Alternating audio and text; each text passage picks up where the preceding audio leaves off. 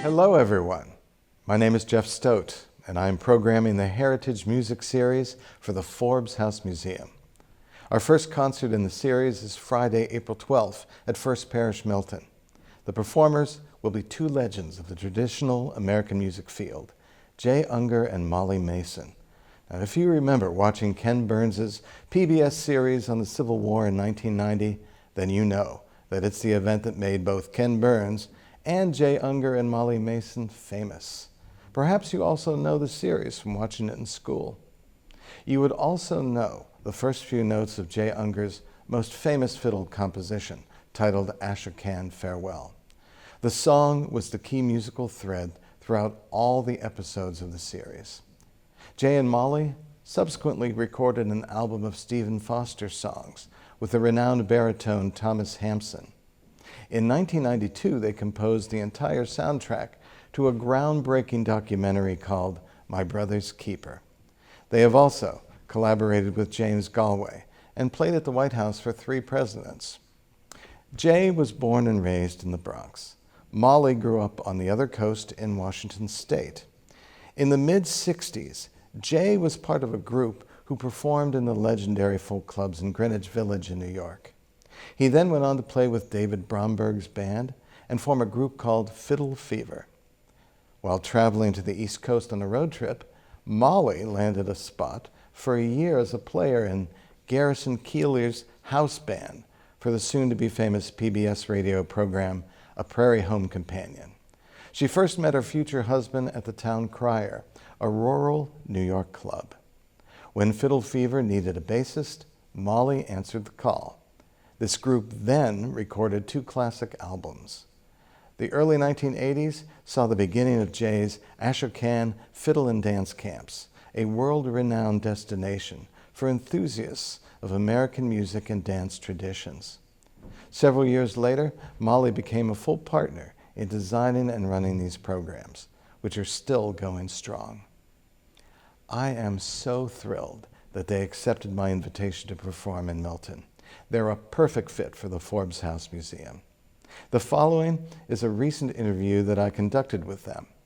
Interspersed with the interview are segments from a video presentation that they prepared for the Library of Congress. Thank you, Jay and Molly, for taking the time to talk to me. Now, I'd like our viewers to know about your professional history. My first question is for Jay. For a couple of years, you and your group were part of the fabled folk scene in Greenwich Village. You were in your late teens at that point. Now, what was it like to be in Greenwich Village then? Were your parents musicians, and what did they think about you being there?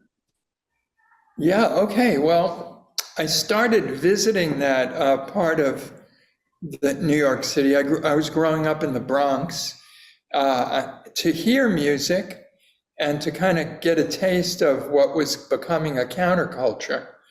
And then I think at the age of 17, I was in my first band. I had done 1 year of college in the Midwest. I came back, took 2 years off of college, and I came back and I was in a little 3-piece band called the Hunker Hill String Band. I played fiddle and mandolin, as I still do. And Ted Marchbein was the guitarist. Charlie Chin was the banjo player, and we all sang. And we played in basket houses, is what they were called.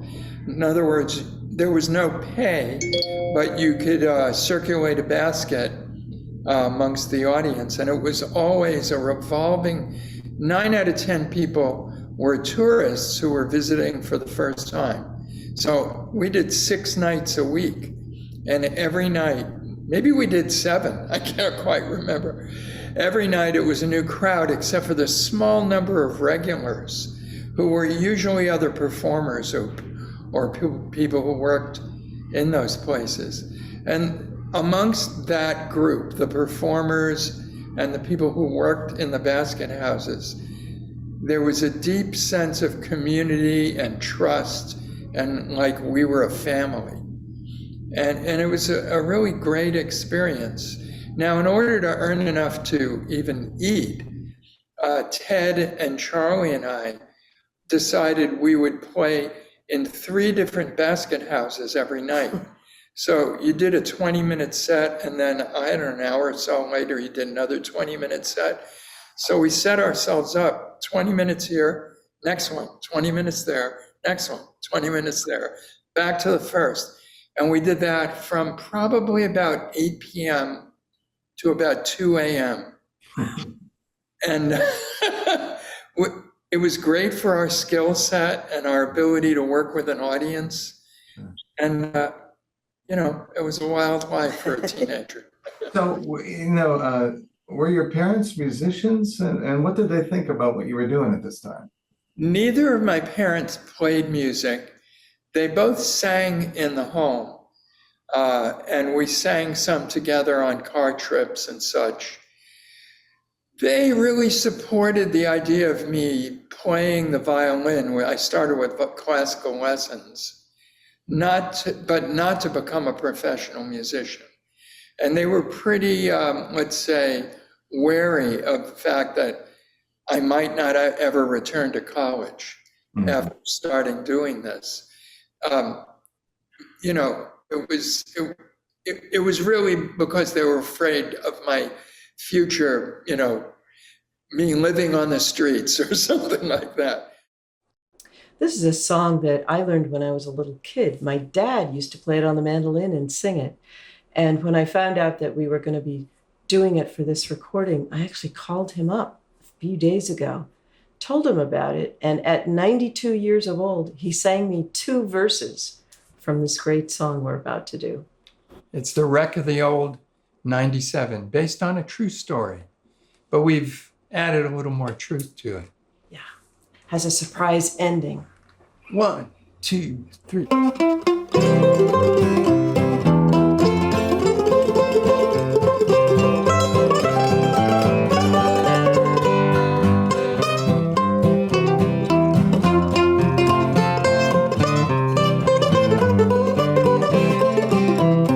Well, they gave him his orders in Monroe, Virginia, saying, Steve, you're way behind time.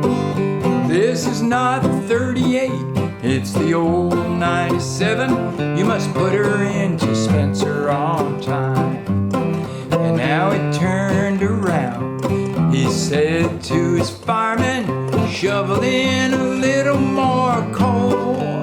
'Cause when we reach the top of the White Oak Mountain, you'll see old 97 roll. Pick my way.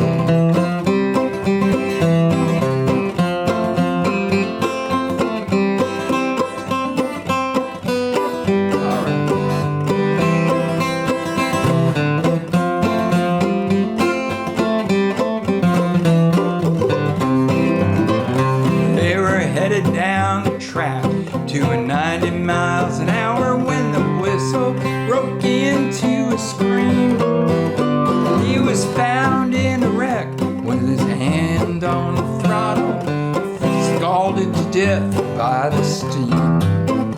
Now this song always ends with a word for the ladies. From this time now and learn, never speak harsh words to your true loving husband.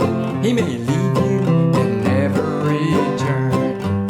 But there is another message in this hard-working song, in this tragic tale of woe.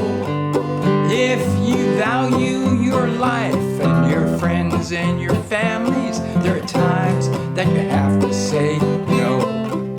And there's more to the story of old 97.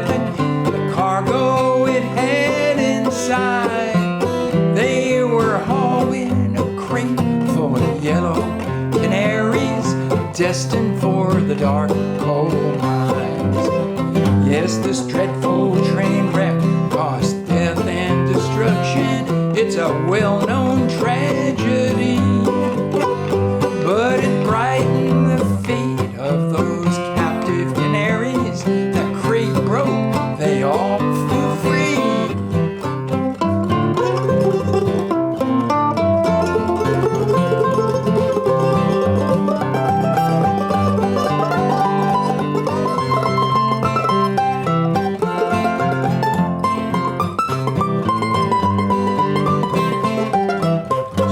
If you've ever been down to old Danville, Virginia, there's a story you may have heard. There are folks who have seen in the trees around that city descendants of those bright yellow birds.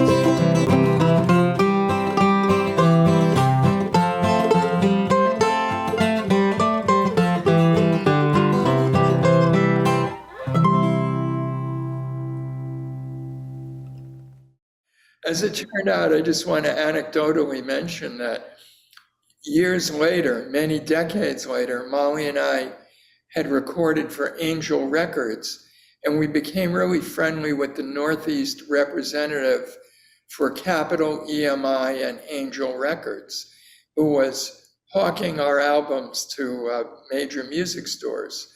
And when the record industry started to collapse, he lost his job. And he called us up and asked if we needed a bass player. That's great. Okay, well, speaking of the bass, my next question's for Molly. After coming east, you met Jay and eventually joined his group Fiddle Fever, and you played bass for them. Now, what was the traditional American music field like for a woman in the late 1970s? And how has it evolved for women over the last 40 years? Well, in the late 1970s, there were a lot of women to inspire. For example, I learned a lot of my guitar playing from a San Francisco woman who taught on public television, which is how I learned it back in the 60s. Laura Weber was her name. And, there were the Joni Mitchells and, other women, Malvina Reynolds, who wrote so many songs. She was, much older than I, but very famous worldwide. She was a songwriter and folk performer of the day. So I don't think that part has changed a lot as far as performing, although now we're talking, 45, 50 years later, there's women, incredible women musicians, more so than there used to be. It used to be a singer, a songwriter, strumming on the guitar or, playing the guitar somewhat. And now, there's these amazing bluegrass banjo playing women and fiddling women and jazz bass playing women. So it really has expanded over the decades and opened up, and the sky's the limit for women musicians, which is great. The other thing that I really notice is the ease of finding classic old recordings today as opposed to when I was trying to do it back in the 60s and the 70s. And you dig around and try to find old albums and track them down. And today, you just look on your phone and there it all is, back to the 78s recorded in 1924, Amazing. So that part is great. Great. All right, the next segment we're going to play is called Lover's Waltz. And can you tell us about the origin of this song, Lover's Waltz? Yeah, well, back when Jay and I first got together romantically, which was years, maybe 7 years after we got together musically, we would play every day and commonly every morning, at least as I remember it, I think. We just sit and play tunes that we knew. And of course, we knew dance music, we knew all kinds of things. So we would sit and play. I'd either play guitar or piano. And we would sometimes wander into just making stuff up. That was a common thing. Jay would have a little phrase and we'd, see how it went that day. Sometimes it would turn into a tune that we already knew. It would become something, and sometimes it would wander off on its own and become its own tune. And so that's what the Lover's Waltz was, kind of a back and forth. And as the hour or two wore on, it grew and we exchanged ideas, and it was really fun to put that together. That's what I remember. That's neat. That's neat. That's a wonderful story. We're going to play a tune that we wrote together long ago. When was that, Mom? 1985. Yeah, that's a while back. Yeah. And it's one that was just our private tune for a long time. Then we played it for friends one night and they liked it. People danced to it, and it became the title track of our album of romantic tunes and songs, The Lover's Waltz. Here it is.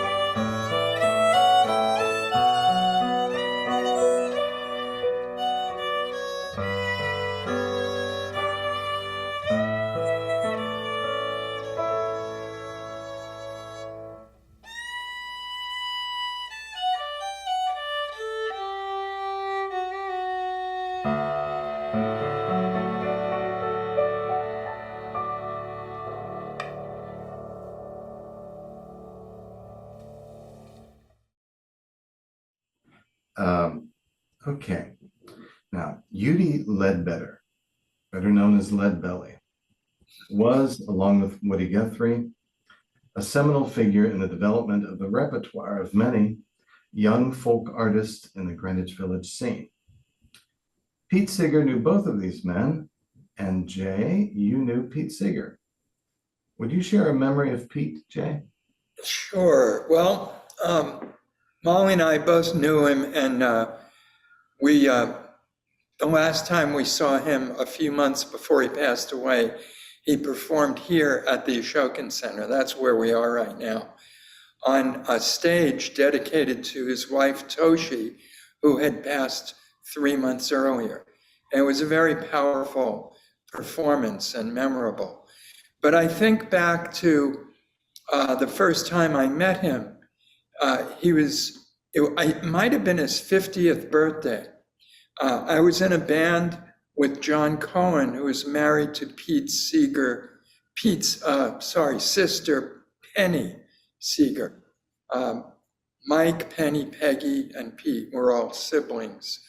And he took me and my wife at the time, Lynn Hardy, to this birthday party. And I remember spending some time talking with him that day. One of the great memories was his dad. Charles. That's it, Charles Seeger, who coined the phrase ethnomusicology and probably invented the field, was there. He was in his 80s, and they had this incredible Frisbee game, these two guys, and his dad in his 80s was in great shape. Anyway, I was talking to Pete about touring as a musician, and he said the one thing he regretted about all the heavy touring he did was not getting to know his kids when they were small. Sure. And he advised me to not go that route, to be careful. Mm-hmm. And that partially has something to do with my starting music and dance camps in 1980, which was a way to stay in music and connected to musicians, but work from home at least part of the time. I get that. That's a great story. Thank you. We got this next song from Leadbelly, Udi Ledbetter. It was recorded by Alan Lomax, and it's a great song for the times. He wrote it for the National Traffic Safety Council in the 40s. They didn't use it. But today, the message is really important. It's a song called Relax Your Mind.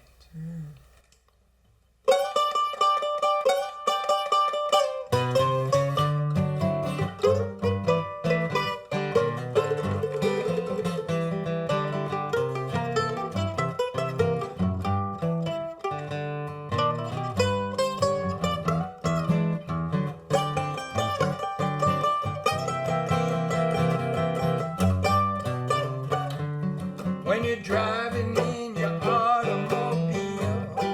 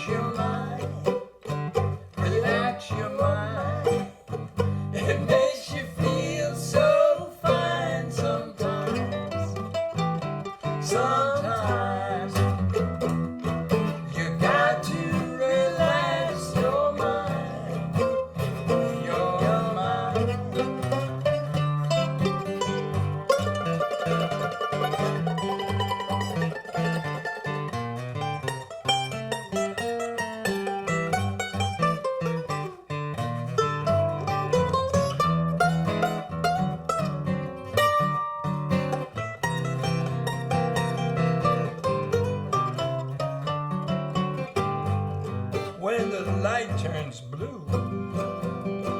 What in the world are you gonna do? 'Cause sometimes you've got to relax your mind. Your mind. Relax your mind. Relax your mind. It makes you feel so fine sometimes. Sometimes you got to relax your mind. Your mind. Now when those lights go into that rapid oscillation, take out your license and registration, 'cause sometimes you've got to relax your mind. Your mind. Relax your mind. Relax your mind. It makes you feel so fine sometimes. Sometimes you've got to relax your mind.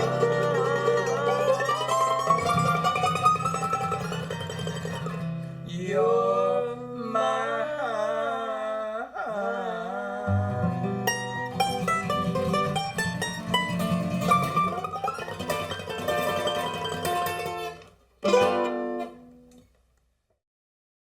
It's a pleasure and an honor to get to record this tune, Ashokan Farewell, for the Library of Congress. After our music and dance camps at Ashokan in 1982, that would have been the third summer, I went home with a feeling of loss and longing, wanting to be back on that land with those people and around the music and the community. I was floating on a cloud of utopian euphoria for a while, but then when I came down off that, there was a sadness, and I picked up the fiddle, and this tune came out of it. And it was very personal for quite a while. But then we recorded it with our band Fiddle Fever, Molly and I, and that came out on an album in '84. Ken Burns, the filmmaker, heard that album, and based on his love of that tune, he had us start working on some of his earlier films. Eventually, this tune became the main theme, a theme that is heard throughout the Civil War series, one of his most important PBS specials. So we'll play it for you now. Hope it means something for you. Ashokan Farewell.